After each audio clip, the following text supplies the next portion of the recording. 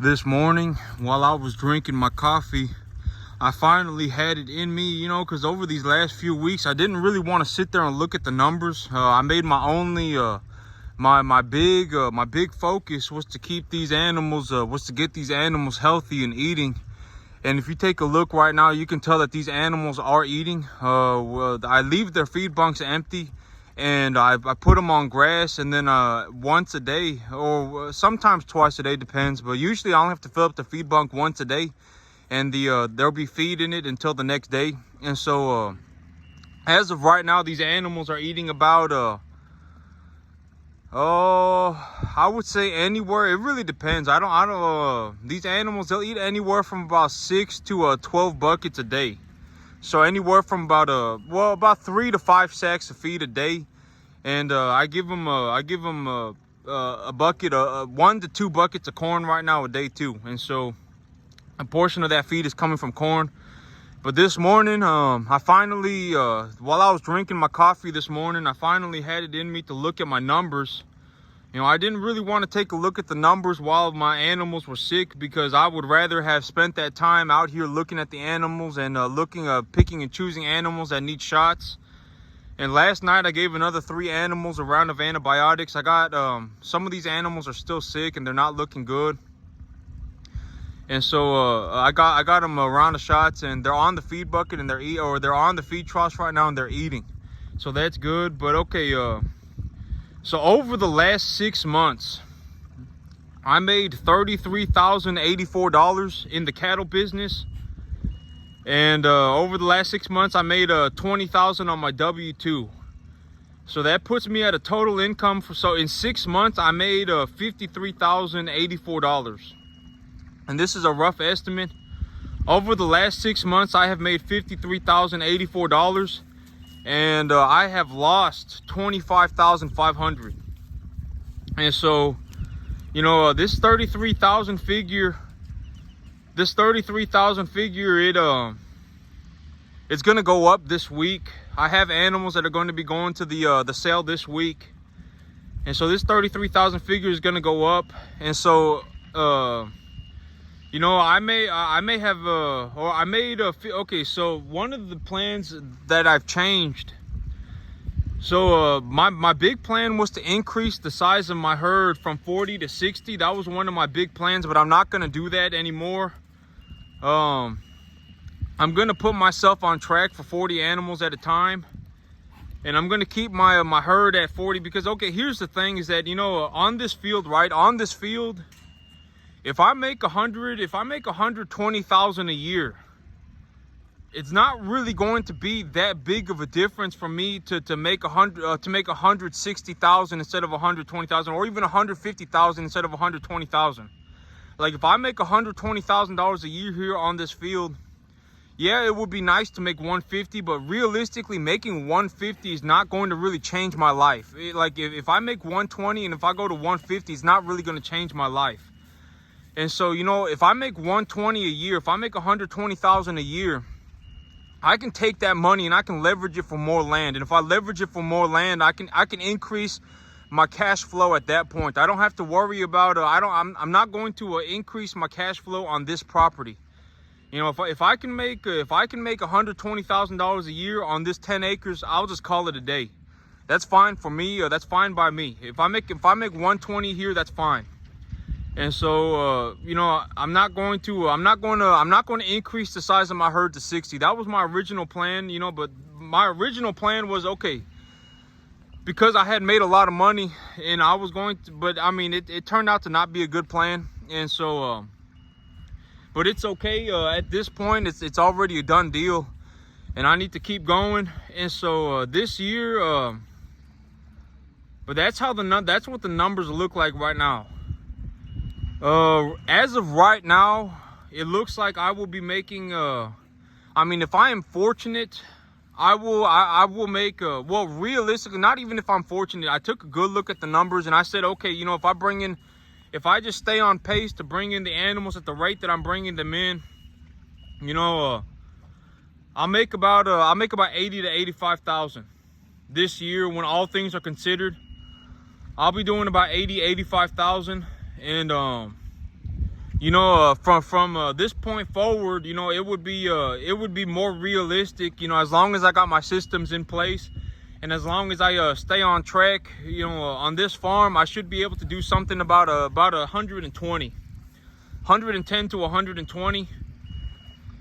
And so, yep, that's what it's looking like. I did end up losing about 25,000 this year, but I may have lost 25,000. But I lost 25,000 from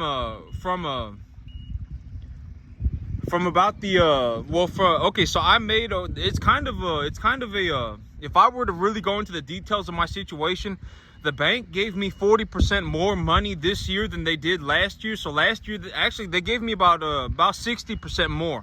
So last year they had given me well, this year they gave me more than they did last year. I'm not exactly sure how much. I didn't keep real good track on my total credit limit from last year, but I know it was somewhere around 18 to 20,000 or something like that. And this year they gave me they gave me 28,800, and so they gave me about 30,000. And so the bank gave me more money this year than they did last year. And so the money that, you know, the money that's gone into these cattle, I used my cash. Okay, so the cash that I utilized the cash that I had to pay for my living expenses. And I also did stuff like buy corn, and I bought peanut hay, and I also paid off my tractor.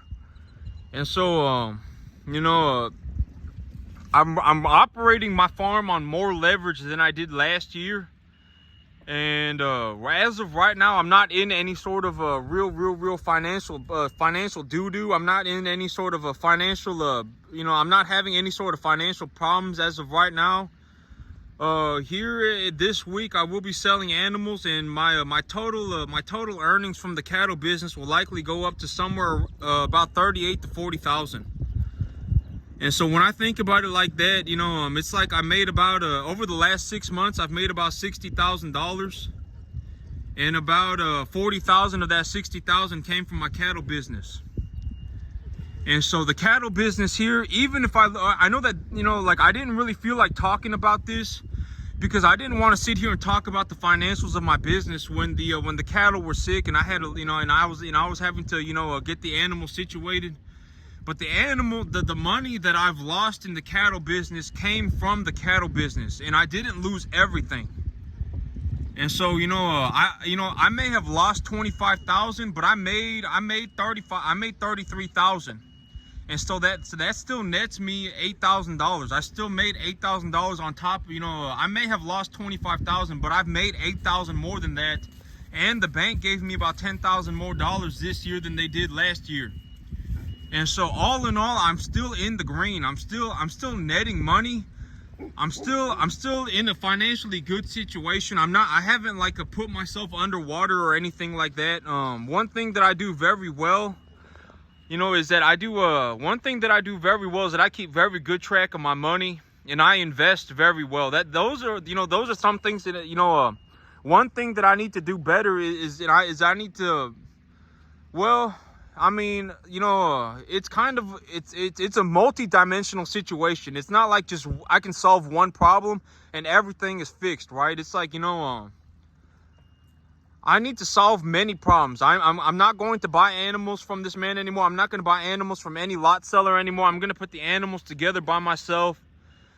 I'm going to build a holding pen. Oh yeah, and the holding pen, I got an estimate on that, and it's going to be like $2,180 or something like that. So it's going to be $2,180 for me to build that holding pen, which is good. The estimate was $2,000, and so $2,180 is good. I'm going to build a permanent holding pen for new animals, and when I bring them in, I'm going to I'm putting together my plans right now. You know, it's going to be about 3 to 4 weeks before I really get this ball rolling again. But up until then, my big plan is to, you know, make sure that these animals are okay and everything is going okay.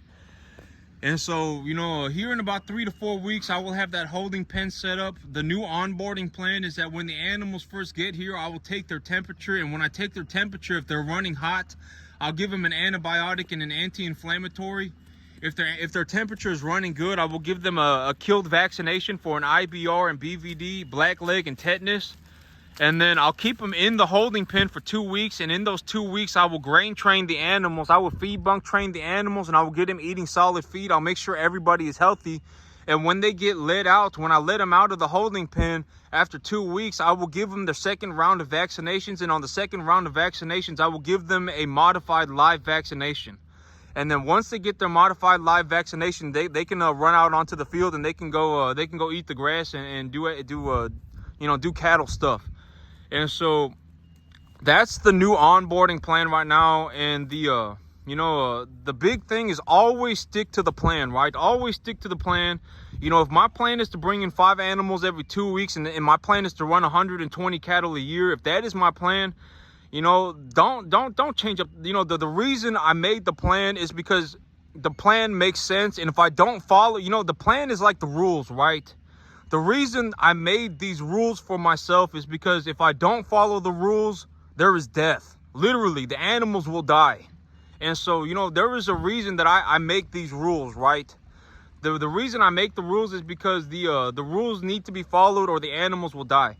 Number 33 right here was sick, and I gave her another shot of antibiotics yesterday, and she looks better than yesterday, but she's still looking kind of wonky. And I really like to get her eating food. She looks like she's losing weight, but she looks like she's doing better than she was yesterday. She still don't look very good, but I gave her another shot of antibiotic yesterday.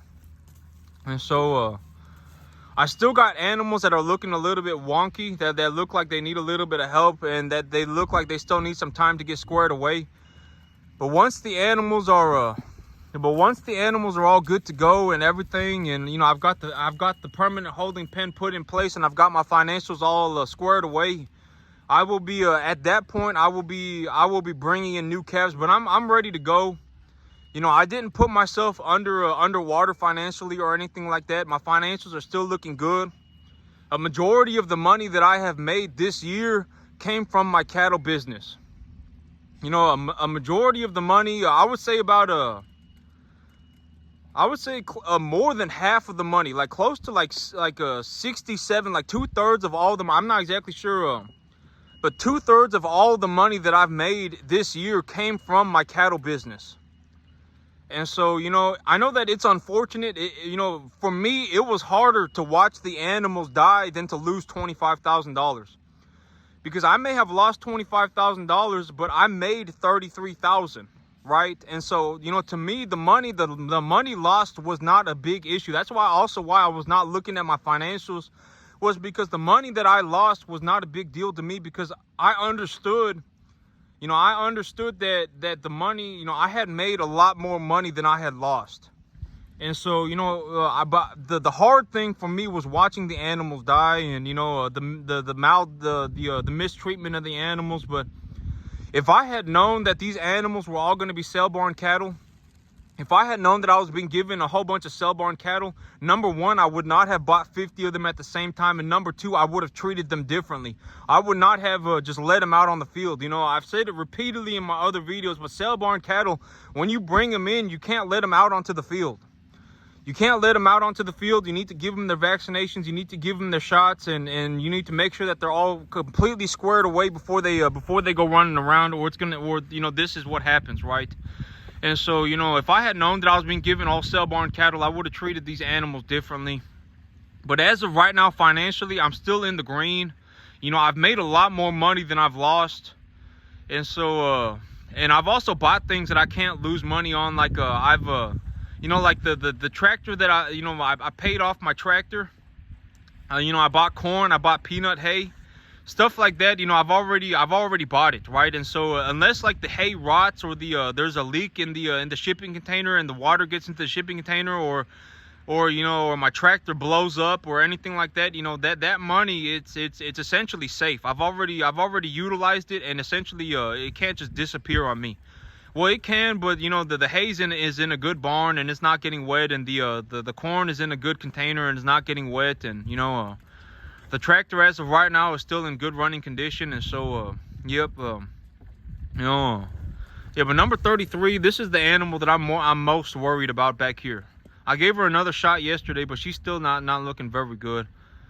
But here in 3 to 4 weeks, I should be good to go. I'll have the permanent holding pen set up. I have plans put in place for what I am going to do to bring in animals. I will be bringing in animals by myself, and I will be raising these animals from calves by myself 100%. And so I'm not going to I'm just gonna do everything by myself, because ultimately, if I just have good work ethic, right, and I just stay on top of it, I can realistically, I could probably make like $500,000 a year by myself, right? I don't really need to go and ask for help from anybody. If I do momentarily need help, I can go and get help then. Like if I need a vet to look at one of my animals real quick, I can take the animal to the vet, and every once in a while, I can go and take the, but most of the stuff, I can do it by myself. It's not a big deal. I can do most of this stuff by myself. And, and so as far as I can get by doing things by myself, I'm going to do it by myself. That's my plan. As far as I can get by myself, I'm going to get by myself. And then at that point, maybe things will change. But that's it for me today, YouTube. Y'all have a good one.